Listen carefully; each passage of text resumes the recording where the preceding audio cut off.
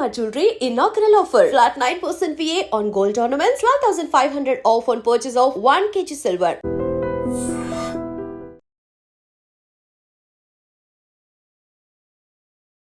Hello నమస్తే, welcome to I dream media.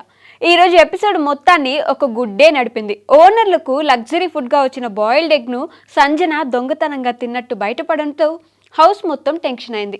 మొదట ఎవరు తిన్నారో తెలియక కామనర్లు, టెనెంట్లు ఒకరిపై ఒకరు డౌట్లు వేసుకున్నారు. చివరికి సంజనానే తిన్నానని ఒప్పుకుంది. కానీ దాన్ని కూడా మరోమారు తనదైన స్టైల్లో డ్రామాగా మార్చింది. సంజన గేమ్ ప్లే ఇప్పటి వరకు క్లియర్. కాంట్రవర్సీ క్రియేట్ చేస్తేనే ఫుటేజీ దక్కుతుంది అనిపిస్తుంది. నిన్న షాంపూ, ఈరోజు గుడ్డు, చిన్న విషయాన్ని పెద్దది చేస్తూ అందరినీ ఇరిటేట్ చేసి చివరికి సింపతి పొందేలా స్టోరీ తిప్పుతుంది. అయితే ఈ స్ట్రాటజీకి కూడా లిమిట్ ఉంది. భరణి, హరీష్, సృష్టి వంటి కంటెస్టెంట్లు ఈరోజు ఫైర్ అవడం మొదలుపెట్టారు. భరణి మొదట తాను ప్యాసివ్గా ఉన్నప్పటికీ ఈరోజు డైరెక్ట్గా సంజనపై కౌంటర్ ఇచ్చాడు. హరీష్ కూడా ఫేవర్ చేసినట్టు కామెంట్ వచ్చిన వెంటనే రెచ్చిపోయాడు. వీరిద్దరి మధ్య వాగ్వాదం ఎపిసోడ్కి మరో హైలైట్. ప్రియా, శ్రీజ మాత్రం సంజన మీద పడితే బయట సింపతి వస్తుంది అని పక్కదారి తీస్తూ కాస్త సేఫ్గా ఉన్నారు. ఫ్లోరా మాత్రం సైలెంట్గా కనిపించిన మధ్యలో ఫ్యామిలీ మ్యాటర్ తీసుకొచ్చినప్పుడు సంజనని బాగా హ్యాండిల్ చేసింది. కానీ సంజన విక్టిమ్ యాంగిల్ తీసుకుని కన్నీళ్లు పెట్టుకోవడం మళ్ళీ క్లాసిక్ సీరియల్ మోడ్ని గుర్తు చేసింది. మొత్తం మీద ఈరోజు ఎపిసోడ్ హౌస్ డ్రామా, ఎమోషన్, గొడవల మిక్స్తో ఆడియన్స్కి ఎంటర్టైన్ చేసింది. సంజన ఫుటేజీ కోసం ప్రయత్నం చేస్తున్నట్టు స్పష్టమవుతుంది. కానీ ఇది ఎంతవరకు పనిచేస్తుందో చూడాలి.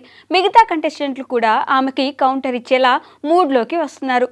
రేపటి ఎపిసోడ్లో ఈ గుడ్డుగోల తర్వాత నామినేషన్లపై ఎవరెవరు రియాక్ట్ అవుతారో చూడాలి. మరి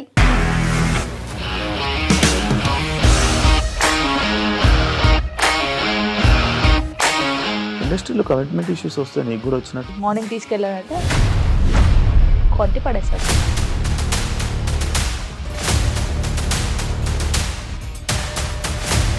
ఒక్కళ్ళు కూడా చూడలేదు ఈ సినిమా అని చెప్పడానికి కూడా చాలా ధైర్యం కావాలి. అది నిజం కదా, దాంట్లో ధైర్యం ఏంటి? ఇది నెక్స్ట్ డే ప్లేట్ మార్చేస్తే తప్పు కదా. As of now we are comfortable this అని నేను అనుకుంటున్నాను. రష్మిక గారిది మీది ఒకే ఊరు అంట కదా.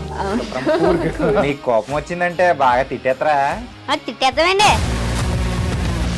నిజంగా గేమ్ ని ఎలా చేంజ్ చేయగలిగారు? ఏపీఎస్ఎఫ్సి వాళ్ళకి 6 నెలల్లో నేను 6 లక్షలు కట్టా. బిజినెస్ చేయాలనుకుంటే it is as difficult as riding a tiger.